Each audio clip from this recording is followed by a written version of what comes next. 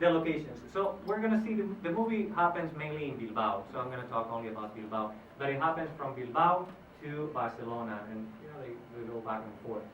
But let's talk about Bilbao. Okay, Bilbao, center of the universe. I think that kind of summarizes the way that people in Bilbao feel about themselves and about their city. Bilbao is the center of the universe. I wanted to have a map to show you guys where Bilbao is located, which is around here.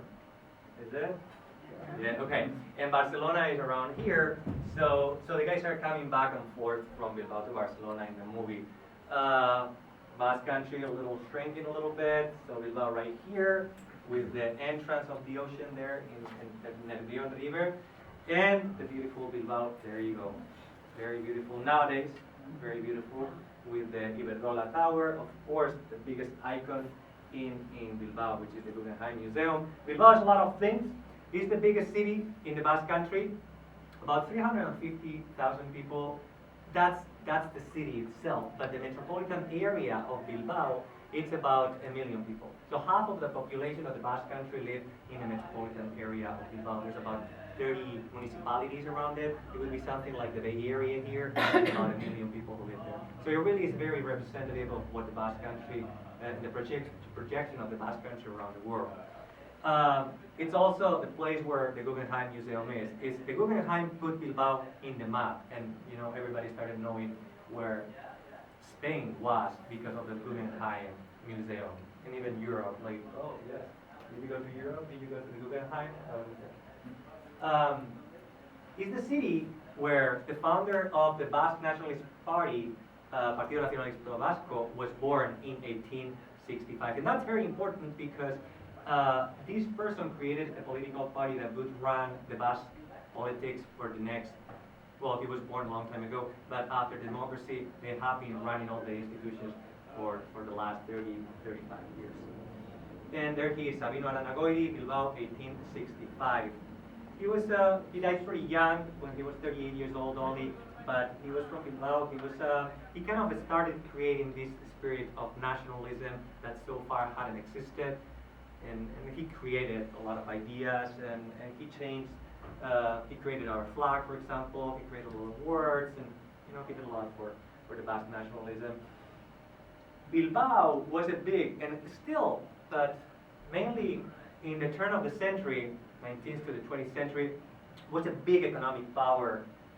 We had the Altos Hornos de Vizcaya. They still are there. So what they do is they melt metal to create steel and stuff like that. They had shipbuilders and a heavy industry, and you can see what the city looked like in 1900, and a lot of the industry that was there, the big shipyards and everything, and very contaminated. This is the Nervión River. There wasn't even water there, so much contamination was there.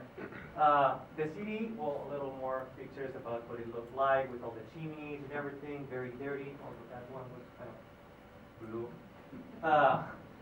But so the city was very industrialized. It really was a very economic power of Spain for many years. After the Civil War, actually it didn't suffer much. And we had a lot of immigration coming from many parts of Spain to Bilbao. And it was a lot of social confrontation there.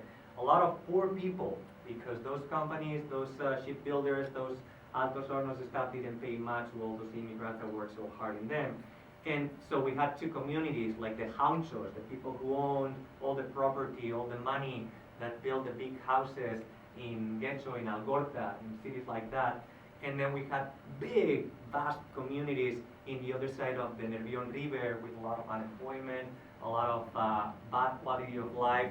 We have places where they didn't even have infrastructures and services. People were living in very bad houses. We're talking about 1978, 1980, really bad, when after the dictatorship, all that was very, very depressed, all that region right there. So what happened? 1978, the Constitution passed. 79, we get the autonomy for the Basque Country. And it's a very important thing that the Basque communities, and including the Navarra, they get a different status, different than the rest of the Spain. They get, not autonomy, all of them they get, but what the Basque provinces get is the concierto económico, or the economic autonomy. What does that mean? That they got the money. They got the power to collect the taxes. That's the big difference from the Basque regions and the rest of Spain. The rest of Spain, there's just one agency that collects the taxes. In the rest of the country, in the Basque community, is themselves who collect the money. And that made a huge difference. That combined with the good management of the Basque people and the seriousness of the Basque people, it made a huge transformation of starting 1980 all the way to year 2000. The Basque Country became one of the most modernized regions in Europe. From a city, and as an example of that transformation, let's just take Bilbao. From a city of industry to a city of services, in those 20 years, we have a huge transformation. Icon of that transformation would be the closing of the shipbuilders Euskalduna. The process was long. It wasn't peaceful. It took a long time. The crisis started hitting in the late 1970s. By 1983, they decided that they need to close them, but it wasn't that easy. There was a lot of social opposition. A lot of people was going to get unemployed. We're talking about a place that is really close from the Guggenheim Museum, really right there by the river. And they would make ships. And we do. We still make ships in the Basque Country, big ships. And we also make trains, we make we made cars. There's a lot of industry in the Basque Country. But that was right there, in the middle of the city of Bilbao, and it wasn't working out. And they decided they were going to close it. Let's see what happened. Well, a lot of conflicts, social conflicts, and those lasted for years. I remember the police that started kind of trying to control this were Policía Nacional, the Spanish police. The one that finished it was Ertzaintza. So you can see the process. 1988, still, we couldn't manage. What happens after the whole process of trying to renovate it? 1999, this is what it looks like, the same place.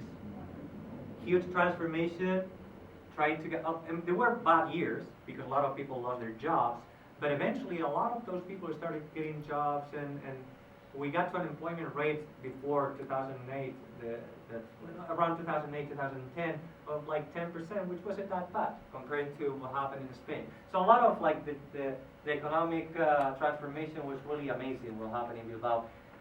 There has been PhD studies and really theses that have been studying the transformation of Bilbao as a model of a good transformation of the city, going from that industrialized thing to a city of services. And that started with plans like this one, Bilbao Ria 2000, a plan that was passed in the late 1980s, early 1990s, and that started like going for it. They said, well, we have all this contaminated area, the river is totally a mess, and we have all this industry that we're closing, and all these factories that are closing, and yet we're going to try to transform that. With what? With a lot of the money that gave us that financial autonomy that we had, and also with a lot of help from other places, and with the intention of doing it. The intention and planification and going for it. So, examples of that. A lot of the fruits start happening in the mid-1990s. That's when they built the Guggenheim Museum, the Euskalduna, the Metro, the Tranvía, and a lot of things happened. The mayor, who was the mayor of Bilbao, who passed away last year, Iñaki Azcuna, he was declared the best mayor in the world. That's something very Bilbaíno, the best mayor in the world. That we are that thing.